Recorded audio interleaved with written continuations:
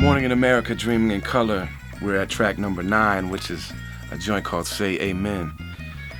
Me and Jake, when we started out, before we really knew what the direction of this album was going to be, I knew that he made really hard beats. And, so we did a lot of songs. In the beginning, we did it before we knew what the direction of our album was going to be. We did a lot of hard songs just for the sake of doing them. And I'm a fan of that. I believe that on a hip-hop album, there's nothing wrong with, even if most of it is a message, there's nothing wrong with having a few times where you're rapping just for the art of rapping, just for the sake of rapping, and just for the feeling that brings. And there are some kind of messages tied in there. It basically is me pushing back against the idea that there's only a few subjects you can rap about, pushing back against just some of the disingenuous stuff that we see in the culture.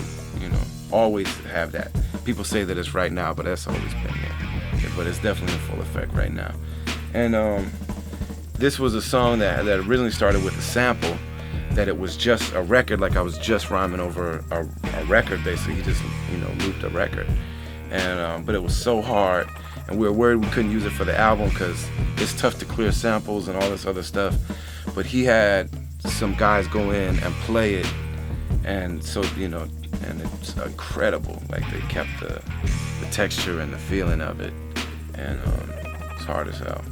Say amen. Who's so heavy it could rumble the earth? I dump my paintbrush up in a bucket of words. Ain't nothing interrupting the urge. Might cut your words, an unguarded love when it hurt. Try to hold it in and my muscles will burst. Do an incredible Hulk through my shirt. A verse make an old lady jump up in church. Pass a plate around, pulling bucks out of purse.